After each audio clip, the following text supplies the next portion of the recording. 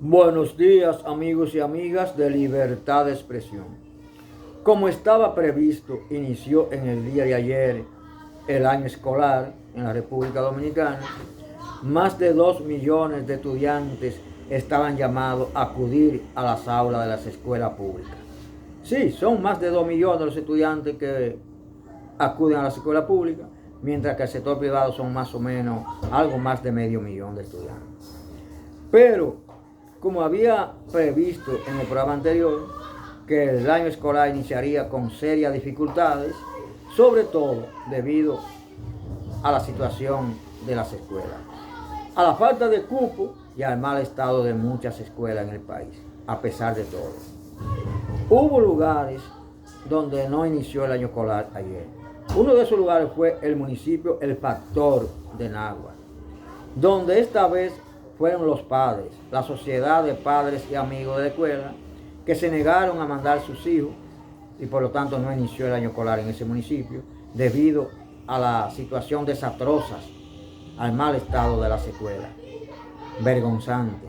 Y decían algunos padres del Nordeste que es ridículo que el ministro de Educación, Ángel Hernández, esté hablando de alquilar locales privados y pagarle a los colegios privados para que acojan a esos más de 5,000 estudiantes que no encontraron cupo y por lo tanto se quedaron fuera de las aulas de las escuelas públicas.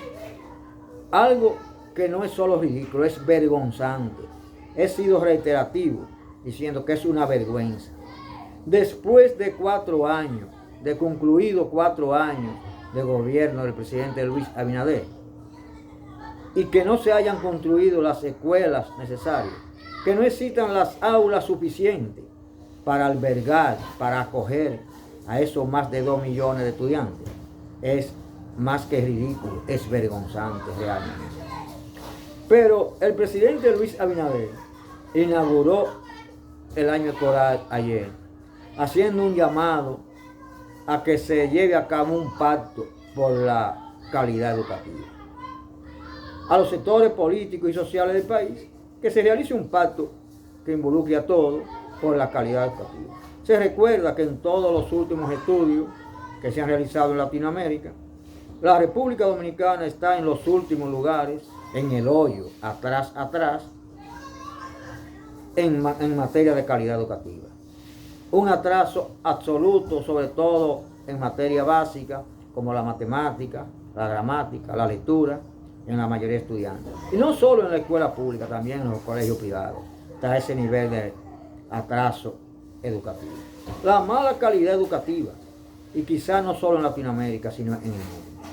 Ese llamado a ese pacto por la calidad educativa está muy bien por el presidente de la República. Ahora, eso es cierto, pero también es cierto que el propio presidente Luis Abinader debe explicarle a la población, debe informarle a este pueblo qué se está haciendo con el 4% de dinero para la educación. El 4% que produce mucho dinero para la educación. Porque se recuerda que en el último gobierno de Danilo Medina se cacareó mucho de que había dinero de más, que no se sabía qué se iba a hacer con tanto dinero y que además se habían construido escuelas de más, cosa que era una falsa. Porque ni hay escuela de más, ni aparecía dinero de más. Pero también el presidente Luis Abinader debe explicarle a la población si es que el dinero del 4% se está destinando a otra cosa, si se está utilizando en otros renglones de la administración pública. Porque de ser así, también el presidente debe explicarle a la población en qué se está utilizando. Porque el dinero que se administra en el Estado no es de los gobiernos, es dinero que sale de los bolsillos de cada dominicano y cada dominicana. Es dinero, como dice la gente, que sale de las costillas del pueblo, por todo lo que pagan en impuestos por cada cosa que consumen día a día. Entonces solo el pueblo merece una explicación convincente de parte del presidente Luis Abinader, que le informe qué se está haciendo realmente con los recursos del 4% para la educación. Porque ciertamente debería haber escuelas de más, deberían haber aulas suficientes, absolutamente suficientes, que permita acoger a esos más de 2 millones de estudiantes, de niños, niñas y adolescentes que acuden, que estaban llamados en el día de ayer a acudir, a ser acogidos en las aulas de las escuelas públicas. De manera que el presidente Luis Abinader debe darle una explicación a este pueblo sobre qué se está haciendo con el 4% para la educación.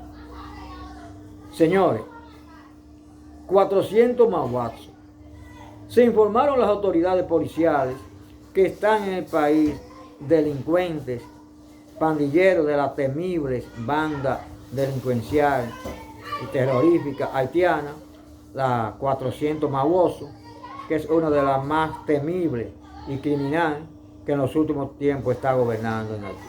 Se ha informado que lograron penetrar dirigentes de esa pandilla criminal al territorio dominicano.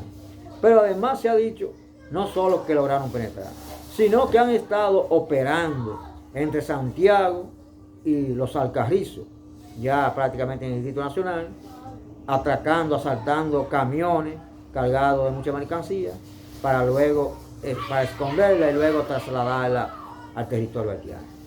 Se informó que se apresaron varios de eso que dice la policía que son pandilleros de las 400 Mawozo. Eso es muy delicado, eso es preocupante, aunque ha dicho el ministro de las Fuerzas Armadas que el ejército está ahí y que el pueblo no tiene nada que temer, y que además también lo dijo la vicepresidenta Raquel Peña en Santiago en el día de ayer, que muestra de eso es que fueron apresados de una vez. Los cuerpos investigativos del Estado deben poner claro esa situación, deben determinar si han entrado pandilleros de otras bandas delincuenciales o si hay más todavía que no hayan sido apresados. Porque la población dominicana no puede permitir que además de la delincuencia, de la creciente delincuencia que azota a la población dominicana atracando día a día, vengan temibles, crueles, criminales, pandilleros de las bandas que hoy gobiernan aquí. Ojalá se pueda determinar si solo son esos, si ciertamente son miembros de la pandilla 400 Mawozo o faltan más. Pero sobre todo, lo que digo, determinar, porque en Haití hay cientos de pandillas delincuenciales terroríficas que se dedican a secuestrar y asesinar a los indefensos. Entonces, eso es preocupante porque hay que determinar cuál es el alcance de lo que pudieron penetrar a la República Dominicana, si ciertamente son miembros de la 400 Mawozo. Eso lo deben determinar las autoridades y informarle a nuestra población. Señores, la médico militar que asesinó, que decapitó a su niña de 6 años recientemente en el Distrito Nacional, miembro de una iglesia evangélica, que confesó a las autoridades que cometió ese crimen contra su propia niña por un mandato divino. Se estuvo investigando al pastor evangélico de la iglesia donde ella se congrega, porque se había dicho que minutos antes de ella cometer ese horrendo asesinato, había hablado por teléfono con el pastor. No sabemos si es cierto o no, pero el pastor se había desaparecido, no se dejaba ver, fue buscado y fue interrogado. Porque se recuerda, y está bien que lo investiguen. ¿Por qué?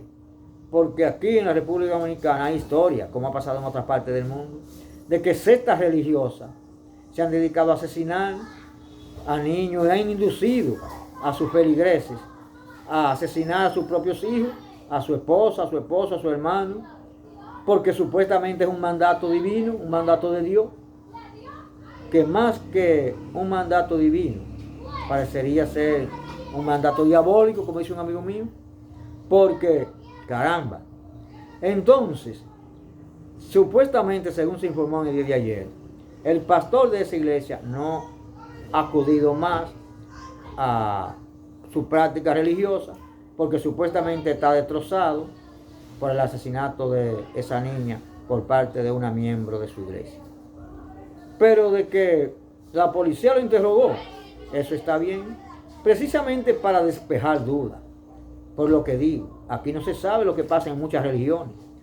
Son muchas las veces. En la República Dominicana pasa una o dos veces, pero muchas las veces que en el mundo, sectas religiosas, organizaciones de la religión, se dedican a cometer asesinatos contra niños y contra adultos por un supuesto mandato divino, porque supuestamente desde el cielo, desde más allá, su Dios le ordena que deben cometer esos crímenes contra determinadas personas. Algo también ridículo y vergonzante que se dice.